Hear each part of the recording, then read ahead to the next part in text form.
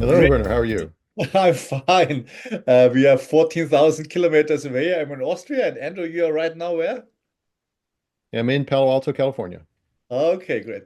We met each other. I remember very clearly, I think 5 years ago when I had my first learning journey and you had your new position at Stanford University, where I was very Hmm. much impressed how Stanford is combining practical approach, corporate innovation, research on a very practical way in a certain period of time. So I had the honor to come with my Austrian and German executives, and where you had to um, uh, promote and a little bit introduce us to the entirely new and for us entirely different world of innovation.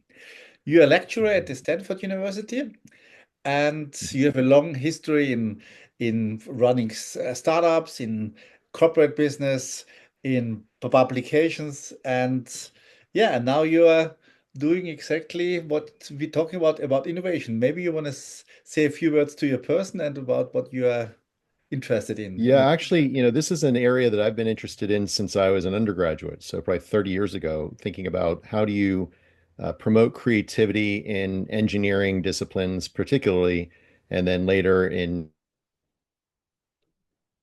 industry in general. And so I actually came to Stanford several years, well, in 1997 to Okay. start studying design and doing my PhD here at the Center for Design Research. I then went on after graduation to co-found a startup, which I ran for 13 years as CEO Uh-huh. and stayed kind of in the Bay Area, so really kind of absorbing all of that. And Mhm. now I'm involved at Stanford, as you pointed out. Part of what I do is to help teach innovation skills in a course, advanced graduate level engineering course where it's basically teaching students how to do technology entrepreneurship. I Okay. kind of make the analogy, it's sort of a Top Gun school for technical entrepreneurship and innovation. And Top so Gun School. they, That's out. And yeah, do they you come in smart and we make them better. Okay. What I really, we are always impressed about your interdisciplinary approach, your Mhm. practical approach, your prototyping approach. And I mean, Austria, we have a little bit of idea of design thinking. Mhm. Maybe you want to give us a short insight about what is design thinking? What is the different, how innovations approach there? Yeah. I mean, design thinking is a term that's used quite a bit. The research and understanding of design and innovation predates the coining of the term, quite frankly. And really, some of the key things I think that are important to get across are really the early stages of design and innovation is understanding the problem and Okay. understanding it more than just asking people what do they need, but really kind of going in and observing and using various different kind of techniques to really explore. Steve So Jobs once understanding said, the problem is the key. yeah, because if you're not conceiving the problem appropriately, then any solution you're coming up with is going to be off the mark. And Ah, okay. so, this is something Steve Jobs famously said that, most people don't know what they want until you show it to them. Yes. And the question then is, well, how do you know what to build to show them? And that really gets at what we call need finding. It's, Okay. understanding needs that are not yet articulated. People can't yet tell you what the needs are because they don't understand them themselves. But there are tools and techniques one can use to really elicit what those needs are, and then to start crafting solutions from that understanding that will then, propel forward and be able to be then, reviewed by customers and that kind of thing. So that's one thing. Okay. Another important difference, I think, is the way we think about prototypes. Okay. Prototypes in our world are not just the last iteration before you go to production. Prototypes are things that we build to really understand and learn something about the problem domain as well as the solution, and to iteratively progress forward to come to a kind of convergence of a final solution. And we actually have studies that were done at Stanford, at the Center for Design Research, looking at design teams that show that teams that go rapidly between conceptual ideas and physical prototypes are the ones that perform, they outperform their peers. And so this idea of prototyping, even if it's something that the solution is not a physical solution, a product in that sense, still having some physical representation and prototype seems to be important in that process of iteration and learning and going forward. This is great saying, building is thinking. So in order when you build, you create the new and with the iteration of the customer and the user, you're building. It's not like planning and the building, you're building while you're thinking and vice versa. Yes. Yeah, and there are different kinds of prototypes. That's important as well. There's we call a critical function prototype, which is trying to understand something that's really important to the solution you're thinking about. Because Mhm. if that doesn't work, then the solution itself is not relevant. So you really want to test those things first. There's something we call the dark horse prototype, which Okay. is basically the kind of really out there wild idea that really has very little chance of succeeding when you look at the face of it, but often it can inform you in different ways. It also allows you to kind of clear your palette of maybe other solutions that you've gotten stuck on. And, I always tell our students that it's easier to tame a wild idea than it is to put life into a really, mundane idea. And so trying to really stretch them in new directions helps to build their flexibility in general in terms of the kinds of solutions they'll look at. Yeah, you're in various fields extreme. I mean, from the approach, from the beginning, and from the consisting of the team. So you have an interdisciplinary approach. So what is the secret Yes. of this approach? Well, I think it's important to have an interdisciplinary team because everyone's bringing their own perspectives. I mean, each individual in general, even if they're trained in the same domain, is going to bring that. So that's why teams are important. But when you have a multidisciplinary team, especially if you're trying to look at, innovation, you never know what direction the ideas are really going to be inspired from. So, the more diversity you have in terms of people's technical perspectives or business perspectives or all these different kinds of domains, they're able to come and look at problems from different ways and then communicate those to their teams. And often we find that inspiration for an idea may come from a completely different domain than you're working in. For instance, we had an alumni who came back and told us about he was working on a startup where they were trying to create essentially restaurants as vending machines that you'd walk up and there was an automated robot systems Uh-huh, that would respond to your order and deliver it to you. And they were uh-huh. trying to come up with an enclosure for these spaces. So he actually talked to about 200 different people, he said, and ultimately they started speaking to shipbuilders, basically yacht fabricators, who deal Okay. a lot in very large fiberglass based, Uh-huh. uh, you know, structures.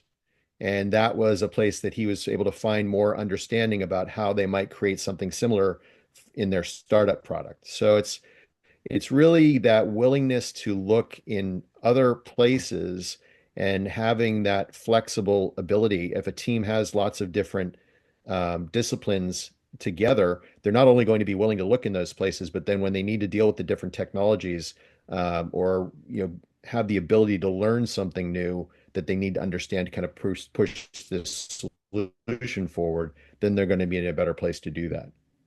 In our culture, heritage, we have a very difficult approach to failure, to failing. And the people are very scared to try something, to take a risk, to experiment, to prototype something because it could be right or wrong. So, what is your um, approach to failing and learning? Is this important?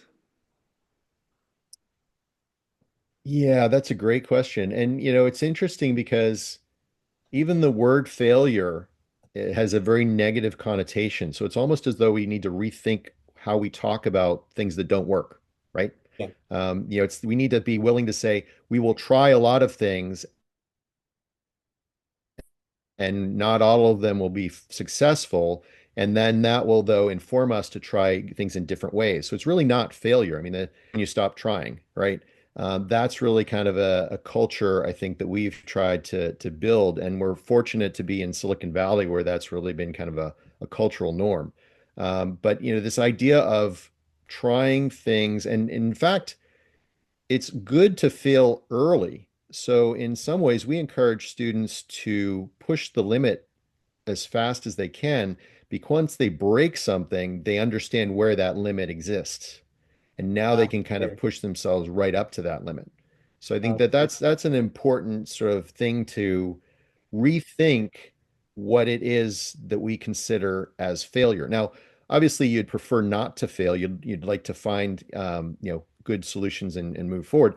But if you find a solution too early, then that might keep you from exploring other areas. And we have to do a lot of work sometimes to help keep people from getting stuck on a particular pathway, the first one that they come up with, because just because it's a potential solution doesn't mean it's the best solution. And so we really want them to kind of, look a little bit more broadly before they finalize a particular direction. And that's going to mean that some things won't work. And so I think that's kind of the importance of that. There's I want to mention there's a great book that I like for the model it gives. It's called The Rainforest. It's by Ah, Huang and Horowitz, and they make the differentiation between growth that occurs in a plantation, which is a very ordered and structured environment, and growth that happens in a rainforest. mhm. Both of them produce, and can see tremendous, bountiful results from both of those approaches. But one is very, like I say, structured. It's very kind of prescribed, and one is just okay. Well, let's see what happens, and things kind of happen, organically. Mhm. And if you think about an organization, a company, many times it's designed to be that plantation. We're talking about large scale production. We're talking about efficiency and productivity and that kind of thing. All those really fit the plantation model.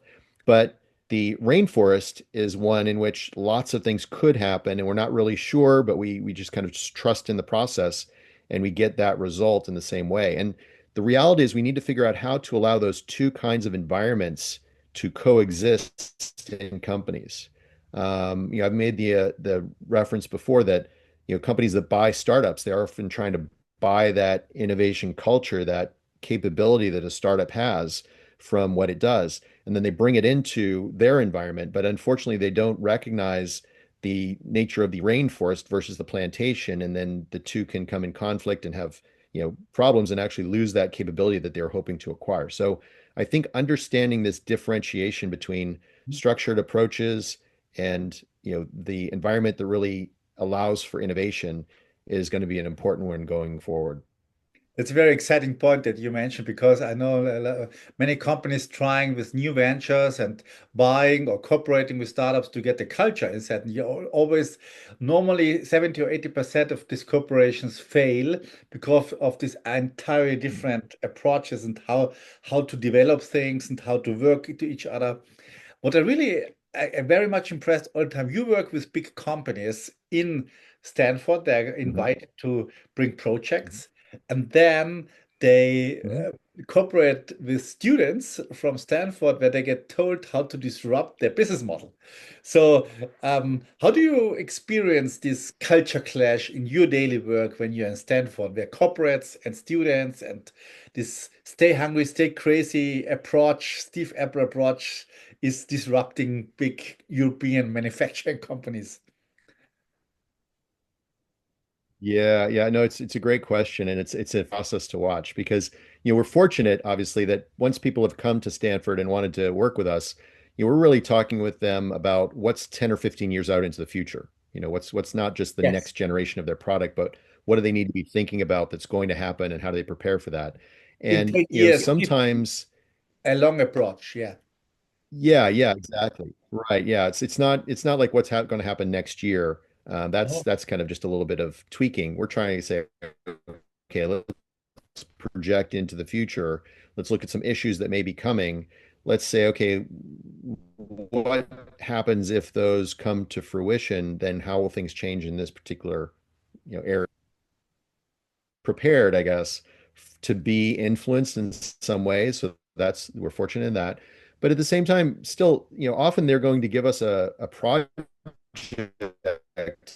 idea and really look at it and try and understand through this need finding process what's really at the heart of what they're asking. And in many cases, we have to go back to the companies and say, let's actually renegotiate what we're going to work on because we think this is a more interesting idea for you than what you presented to us in the first place. So that's important. And then the other piece is that, we're not just putting post-its up on a board or drawing diagrams on a whiteboard, right? Our students are actually building real technology. They're going out and they're having to, do all this prototyping iterations. They're trying different directions, and sometimes they're hitting a dead end. So they have to kind of pivot into another direction. And by the end of a 9 month sequence, they have something that they have built that is a response to the needs and the problem that they have identified. And so they've kind of come to that endpoint that Jobs talked about, show them something, then they'll know that they need it.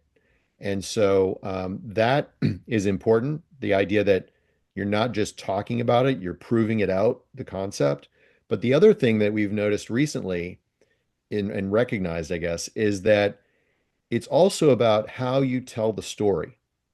So our students, and I think you've experienced this, you've come to a couple of these where they have a really solid understanding of what the situation looks like, what the domain, the issues, the needs, and they have followed a particular route, although it's been fairly wiggly often, but they've come to this endpoint and they're able to communicate to these companies, this is why this is important, not just here's what we did, but we did this because, and this will teach you these things that you should be thinking about. So whether or not the prototype that they came up with at the end is something that would go into production and become a product, Mhm. there's also a document that's about this thick usually that talks about all this learning that has gone on.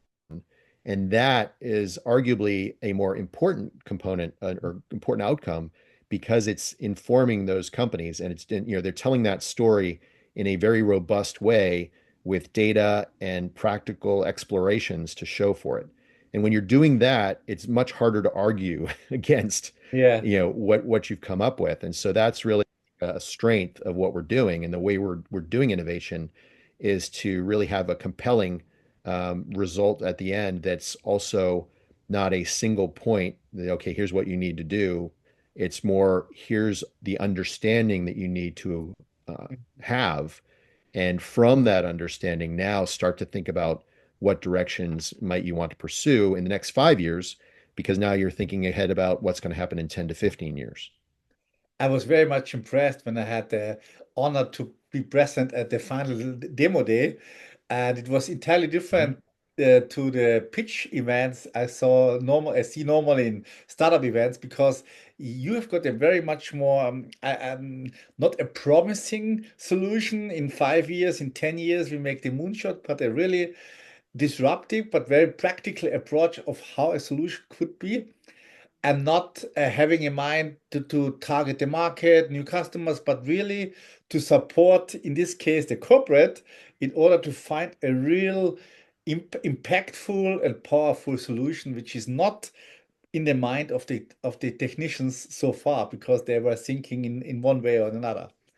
So this is very Yeah, I mean it's really interesting. If you're for people who are working on particular products day after day, there's very immediate things that they need to be concerned about and looking at. So it's hard to take the time to step away from that and really look more broadly. But this is part of that, plantation and rainforest aspect because the people who are doing that daily work are the ones most intimately aware sometimes of not only the technology, but the customers, and what they're seeing. Someone who's kind of a repair technician is going to see the problems with existing products that then could suggest innovations, for instance. There's a great book from 1990, actually, called Created in Japan by a Sheridan Tatsuno. And he talked about two different kinds of creativity. One was fission, which is the idea of like the brilliant individual who then these ideas emanate from them and go out in all directions, versus fusion, in which case you had a whole bunch of like a team of people who were coming together and looking at possibilities in a kind of collective way. And so both of those are valid, I think. And I think that, this idea of, creating opportunities for people that aren't necessarily in a job description that says you are going to be creative all the time, but obviously have intimate awareness of what's happening. It's important as you talk about multidisciplinarity, it's also important multi-role to, yes. incorporate those people into teams in terms of what you're thinking about. So I think that's an important, aspect as well in terms of thinking about how to really capture innovation in new ways. It's really great listening to you and your very long ongoing experience in how innovation and all the use cases and all the different fields. I have regarding our time. two questions. One is very fascinating. You have a social lab. I don't remember the real name, where you observed how teams are interacting together in a very creative and innovative way. Or research lab. I don't know. I don't remember the Right. Yeah. how a team is very innovative and creative. You had this research. Can you give us a few sentences about this Yeah. So actually, it was the Center for Design Research at Stanford center? for more than 25 years has Yeah, been studying design teams. yeah, Um, that's what I mean. Yeah. Yeah, so the things that we do in our teaching and our understanding of design and innovation are informed by actual research. So at CDR, we were, and that's where I did my PhD. We were saying, what do design teams do when they do design, Hmm. and how can we build technologies to help improve performance? Hmm. And we looked at all sorts of different things over the years and really understanding, you know, things like the role of, prototyping, as I mentioned, in the way teams work when they work remotely. And this was back in 2002 when video conferencing had just gone to IP, so it just became free as opposed to paying by the minute. We looked at the emotional Uh-huh. aspects of teams. We looked at the way they use prototypes. We looked at the role of questioning, which actually Oscar Aris did a PhD around the role of questioning in design in 2002.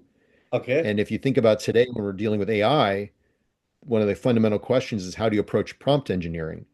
And Ah, that okay. speaks to the question about questioning. But, Uh-huh. this was more than 20 years ago, this research. So, and we were trying to do more than just kind of describe what was happening. We were actually trying to quantify it and, do a statistical analysis to understand what leads to high performance. And so, yeah, and we're looking at ways to kind of continue that work. Now there's so much rapid change, obviously, in the area of, AI, remote collaboration, different kinds of manufacturing methods. And so we're trying to say, okay, and we can use AI to help do some of the studies, but we also can look at the way these tools are going to affect the way people do their work. And so it continues to be a very plentiful and bountiful area of research that we think, there's quite a lot that we need to really like I say, understand at a very um, you know, not succinct, but robust level, something that we can actually measure so that we understand it really well. And then Mhm. we can use that understanding to do a better job of helping designers and innovators, Mhm. pursue their passions. Due to the fact that AI has such a rapid speed in development, I would suggest that we do probably a follow-up um, session about AI and innovation. And because the thing, what I experience in Europe, we are interested, we are open, but the speed is so fast that it's very difficult to come at the same space that it's developed in Silicon Valley. But I'm very happy that you are open and willing to come to Europe and to Austria in summer. Mhm. So we will have a follow-up next week. I would suggest with this recording because it's so interesting, so fascinating. But for the final question, when listeners are running a manufacturing company or a CEO or is running a department for a manufacturing very, let's say, old economy, what would Mhm. you suggest, recommend in order to implement innovation in the company? Is it possible to delegate? Is starting at the personal level? Is it a cultural thing? Should they start with a design thinking workshop? Or what do you think are the main topic that a CEO has to have in mind in order to accelerate Yeah, innovation? I think there's kind of multiple steps involved, obviously. Yeah. I think, the first one would be to really build better awareness of these important principles. Mhm. And building it at two different layers of the organization, I think. One is the people that are doing the work and intimately involved in the processes and the products and the customers and things like that. But also the people who are at the more senior levels that are managing those teams, because you Mhm. need to create the safe space for innovation to happen. Mhm. You need to recognize at an executive level that difference between plantation thinking and rainforest thinking, and to kind of help make those things work. So I think that's kind of a starting point, is to kind of elevate that awareness. And then I think it's a matter of proving out some of these things by perhaps doing some first projects, identifying a few areas and pulling together a team within the company and maybe, some outsiders to really address one or two things that might be opportunities and to demonstrate that this works, right? I mean, that's, I think the culture change doesn't happen from a pure standpoint of dictating that this shall be so. Yeah. I think proving through success, and understanding that, again, how we define that success relative to failure, right, is going to be important as well. And like I said, not only teaching the way to do innovation, but also what I think of as kind of selling up the innovation, like explaining, showing the rationale, and demonstrating that result kind of in a narrative form, so that there's kind of an understanding of what's been done, that beyond just looking at the final thing that ends up. So I guess that would be my sort of initial plan for the CEO. It's not that it would be great if the CEO can be a part of that, to be kind of aware in the same way that the executive team. But I think, we need this fundamentally comes to team operations, and there's the people that are at the front lines and the people that are helping to lead those teams. And, everyone needs to really have a good understanding and then practice these things. They can't just kind of talk about them. And as I say, it's not just putting post-its up on a board. It's got to be a lot more involved in that. It's really exciting times and challenging and not very certain, but I'm very optimistic because I'm a Sagittarius from my horoscope, and I always see the opportunities, and I always see the longer future, and I always see so I'm very happy that we have this cooperation between West Coast and European manufacturing. So we learn a lot from each other, and I'm very happy that you are so open and to share Excellent. your very bright and very deep going knowledge and most of all insights from your lecture experience. So maybe you have a last, not final, but last words for this session. We will continue definitely next time. Yeah, Um, no, I mean, I'll echo a little bit of what you said. I mean, we work with a lot of companies coming from Europe, and I have, connections to Europe from early days. So it's really exciting to possibly have ways to, broaden the awareness of these kind of techniques. We have a limited number of students we can educate each year at Stanford, and we are always learning from them because each year is different. Each time the projects are different. So that's really, a moving target for us, and we're always learning ourselves. It's never a static thing. So, the ability to be able to then kind of share this more broadly is what we're looking at now, to say, okay, how can we encourage others to think in these ways? Because there are so many problems prevalent in our world, as we know, and we need people who can be prepared to really kind of attack them and do so hopefully in innovative ways. that's really what is in my mind all the time, that it's really a life. So I really appreciate the opportunity to ongoing connection over these years, and we'll look forward to doing more of it. Yeah, me too, because it's really my passion, this lifelong learning. It's everybody is challenged now with AI and all the developments. It's only the only way to stay competitive is to have this beginner's mind, to this curiosity, this openness, this willingness to be wrong, and the willingness to learn something new. This is the exciting thing that really excites me when I talk to you, because this is basically as well what we're trying to not teach, but to make a frame where people can experience that innovation and the new and the so-called innovation is exciting. It's not a threat. It's not like you have to be all the time reluctant. It's not something which destroys your job. It's something where you can develop your own personality and where you have to have even Mhm. to have fun to create and to build something. I always have in mind many all the time I meet in Silicon Valley the word the excitement of building a product, the excitement of building a prototype, and that's what I feel all the time. And if we get this vibrational energy from your side here in this hemisphere much more than I think we have looking forward to a more brighter future. Thank you, Andrew, so much for your time in Palo Absolutely. Alto now in the morning, and I'm always already looking forward to our follow-up next week or next 2 weeks. Thank you so much, Andrew. I'm as well. It's great to talk to you, Werner. Take care. Take care.